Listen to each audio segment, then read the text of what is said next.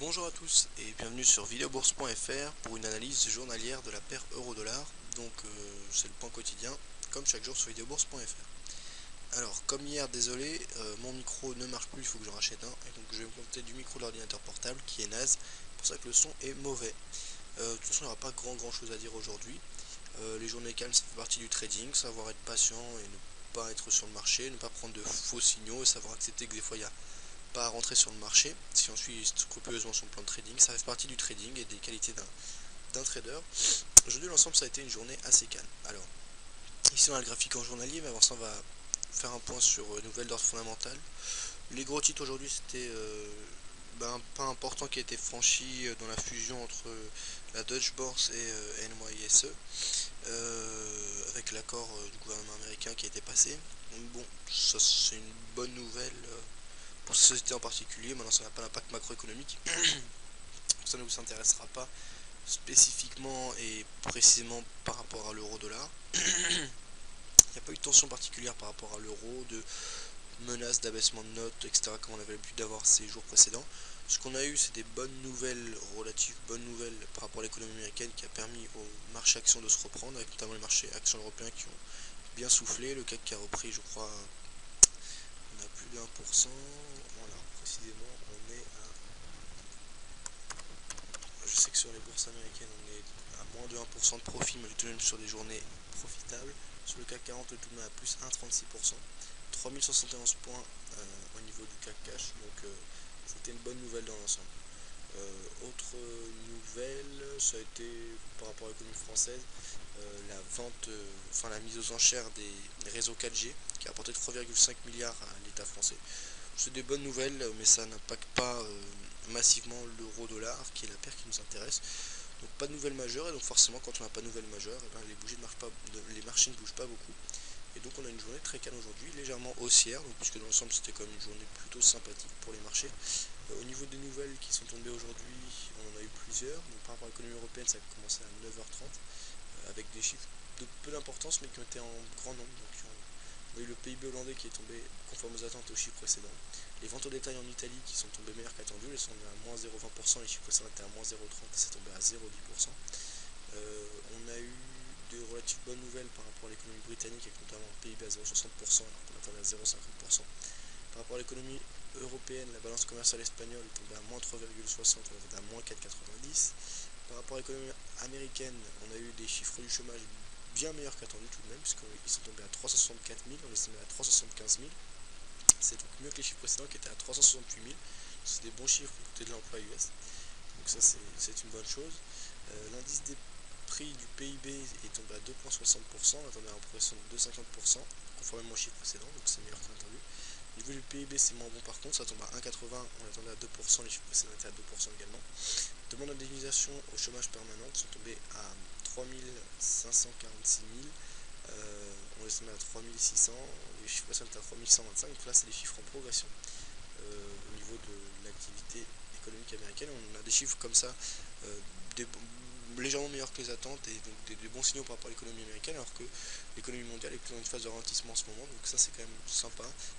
L'économie américaine reste un grand moteur, même le moteur principal de l'économie mondiale.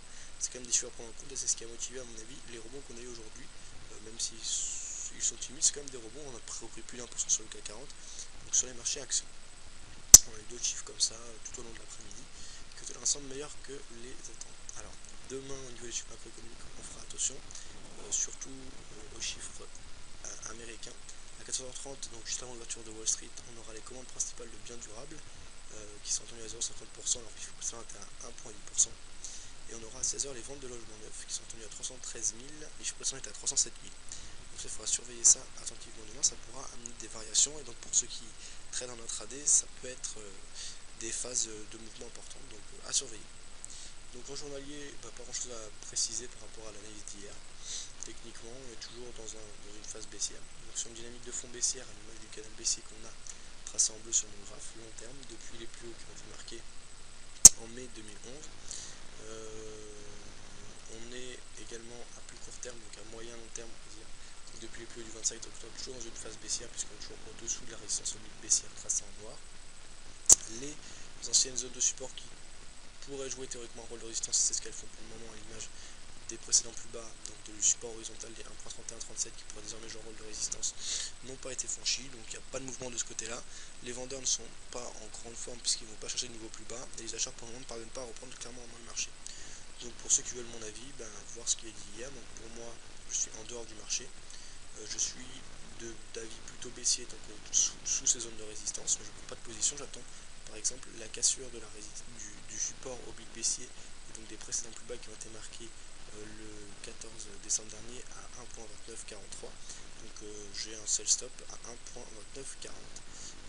Un autre signal possible, ce serait un gros mouvement baissier, donc une ambiance baissière ou quelque chose comme ça, ou un mouvement franc impulsé par une nouvelle fondamentale importante, par exemple des tensions par rapport à l'Europe, des abaissements de notes ou des choses comme ça. Là je ne serais pas rentré dans le wagon de la baisse, mais idéalement je pense plutôt jouer le breakout, ce qui permet de, puisqu'en ce moment je suis pas toujours devant mon PC, donc ça permet d'avoir un ordre en attente et qui me semble tout à fait cohérent. Voilà ce que je peux dire. Alors en revanche pour les acheteurs, pour moi c'est toujours pas le moment de rentrer, ça pourrait l'être si en cas des zones de résistance, ça peut être soit la résistance oblique baissière tracée en noir, soit l'ancien support qui peut jouer un rôle de résistance des 1.31-39.5. Voilà. Alors au niveau des stop loss, pour la position à l'avant, donc le sell stop, le stop loss, je le conseille soit au-dessus des plus hauts qui ont été marqués le 21 décembre, donc à ce moment-là ce sera un stop loss qu'on pourrait passer au-dessus des 1.3195, donc à 1.3197, 1.32, 1.3210 si on est passé à ces stop loss. Ça peut se comprendre, parfois on a des bouts de marché qui nous font juste aller au-dessus de zones de résistance potentielle, on se fait sortir et en fait c'est des bruits de marché, des faux signaux, des faux breakouts et puis on se retourne. Un autre stop loss que moi je préfère, c'est le placer le long de la résistance oblique baissière et donc le faire longer cette résistance oblique baissière. L'avantage il est double pour moi, déjà techniquement c'est tout à fait cohérent puisque si on casse une résistance oblique baissière on est censé sortir du mouvement baissier, donc c'est logique de sortir. Et également notre avantage c'est que c'est un stop loss qui est amené à être revu à la baisse chaque jour puisque à chaque fois qu'on marque une nouvelle bougie, et bien cette résistance baisse. Donc ça permet de réduire le risque au fur et à mesure de la position, donc ça c'est une idée qui me plaît assez. En cas de position à l'achat, si on a cassure de zone de résistance, je pense que le plus évident c'est de se stopper sous les précédents plus bas qui ont été marqués le 14 décembre dernier, donc en dessous des 1.2943 par exemple à 1.2940 ou 1.2930 si on n'aime pas trop serrer ses stop loss. Voilà.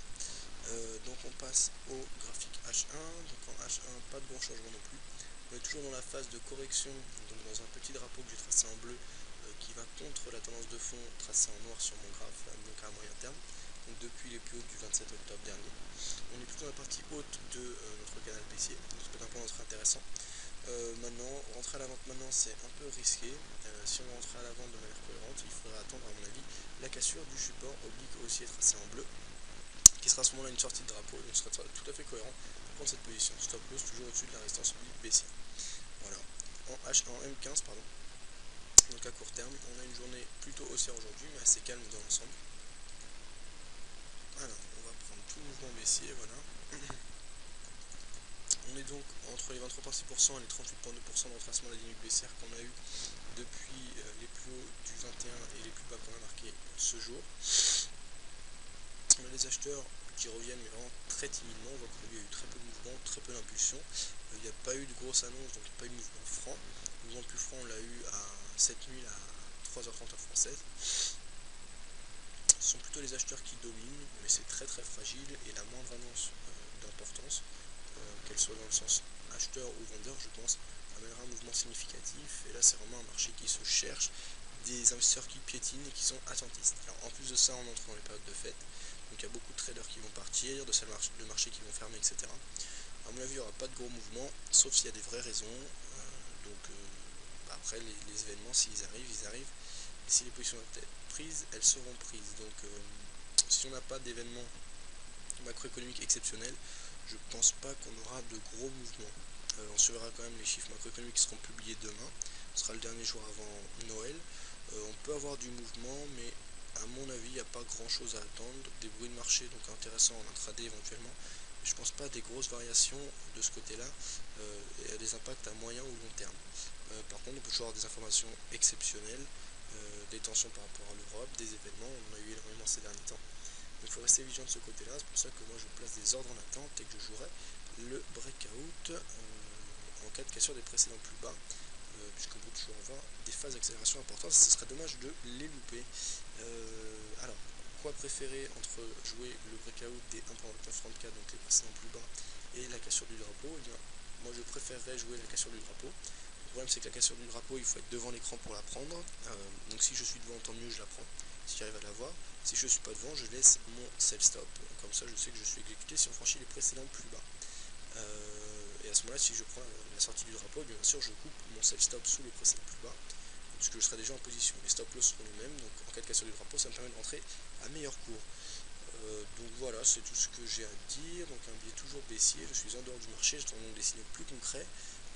Ceux qui veulent jouer la reprise de l'euro, techniquement ça peut être cohérent.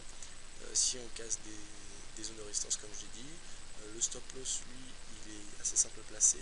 Au niveau de l'objectif, étant donné que c'est une position contrariante, je ne laisse pas courir, je place un objectif précis. Et pour ça je me sers de la traçon de Fibonacci, et donc on peut jouer.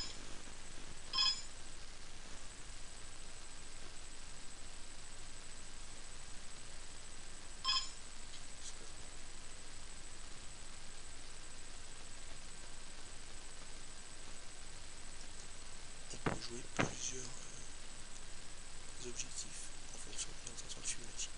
Voilà, j'en ai fini, bonne soirée à tous et à bientôt sur videobourse.fr.